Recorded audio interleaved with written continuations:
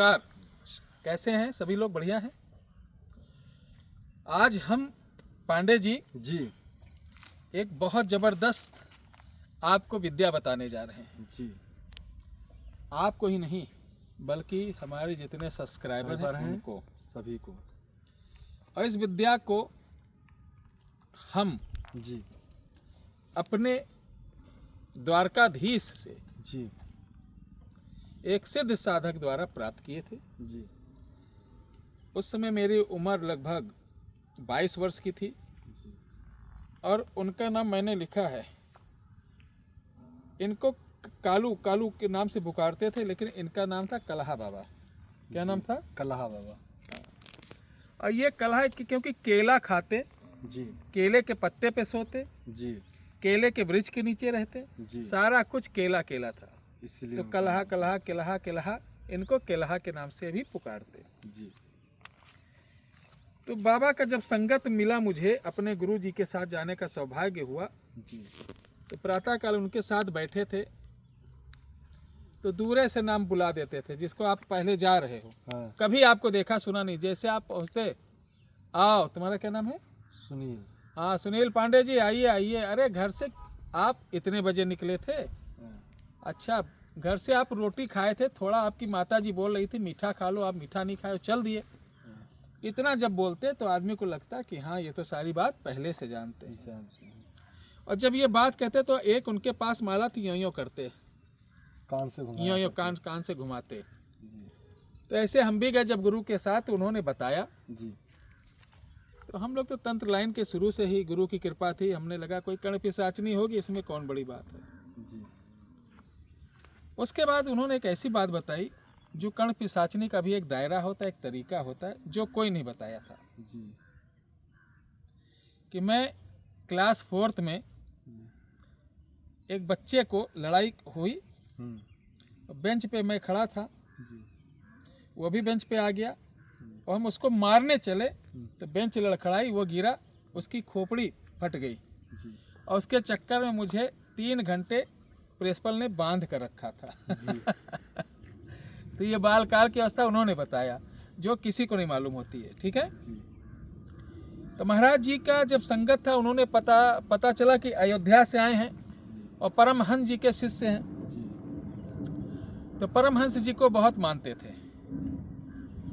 तो हमने कहा महाराज जी, आपके पास कौन सी विद्या है? कर्ण मातंगी है, कर्णवीर है, कि कर्ण पिशाचनी है, कि नज़र पिशाच है, हाँ, कि वामकी है, क्योंकि बहुत सारी विद्याएं होती बताने के लिए।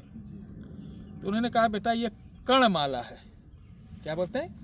कर्णमाला है, और ये केले के पेड़ से बनती है जी। तो अभी तक मुझे इतना अवसर ही नहीं प्राप्त हुआ कि मैं इसे बनाऊं, लेकिन उन्होंने जो जैसा बताया मैं अपने चैनल पे बता रहा हूं जी।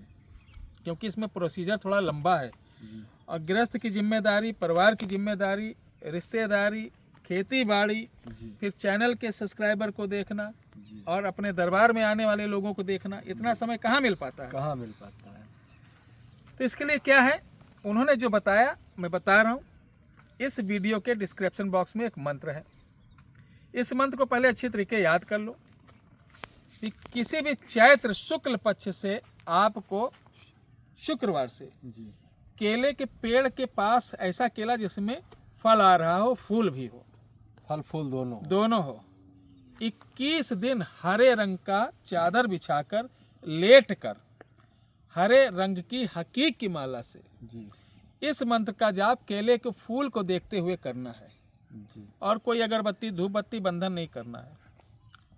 दूसरे दिन से आपको एक एक फल गिरेगा जी।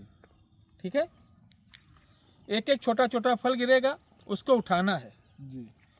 लास्ट वाले दिन ये सारे फल को एक मटकी में डालना है और वहीं पर गाड़ कर उसके ऊपर आपको इस मंत्र का 5 माला करना है। 5 माला करना और वैसे 1 माला डेली करना है। ठीक है, किसी भी साइड को मुंह करो, पाँव करो, उससे नहीं मतलब कि उत्तर मुख लेके पैर किसी भी तरीके लेटिए आप।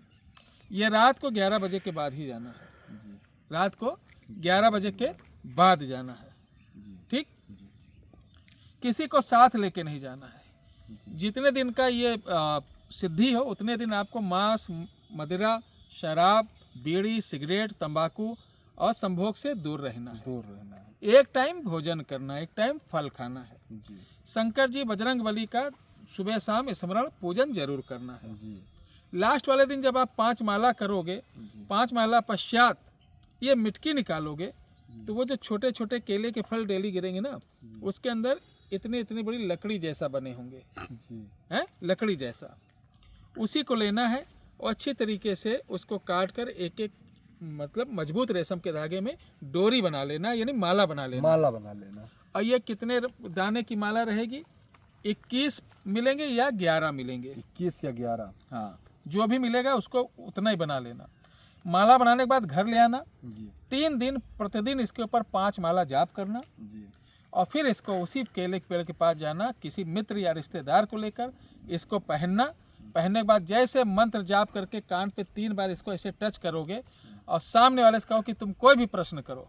जी उसी समय कण माला के जो शक्तियाँ रहती हैं वो आपके कान में जैसे इस फोन से बात करते हो ना, ऐसे उसके बारे में सब बताना चालू कर देंगी। और जब आपको ये काम समाप्त करना हो जी। तो इसी मंत्र को 3 बार पढ़कर माला को ऐसे उतार कर हरे कपड़े में लपेट कर रख दीजिए। यानी जब जब प्रयोग करना माला बाहर निकालिए, धूप दीप दे के मंत्र पढ़ के ग्रहण करिए और 3 बार ऐसे लगाइए। उसके बाद सामने वाले के बारे में बताना चालू करो। इसमें सबसे बड़ी विशेषता है कि बताने का, जी अगर आपने इस माला के माध्यम से कमाने का अगर उद्देश्य किया, 1 रुपए भी लिया, जी तो आपकी ये शक्ति चली जाएगी। किसी प्रकार का इसके अंदर आपको डोनेशन, जी दान, जी गिफ्ट या रुपया या दक्षिणा नहीं लेना है। जी जैसे तुम किसी को बताए, वो अरे पंडित जी मैं आपको कुछ नहीं, अपनी तरफ से ये दे रहा हूँ, तो अपनी तरफ, मामा की तरफ, पापा की तरफ, किसी की तरफ से नहीं लेना है, ठीक है? नहीं तो बाद में वही ये भी चली जाएगी, शक्ति भी चली जाएगी, फिर वही सुनोगे, मुन्नी बदनाम हुई डार्लिंग तेरे लिए।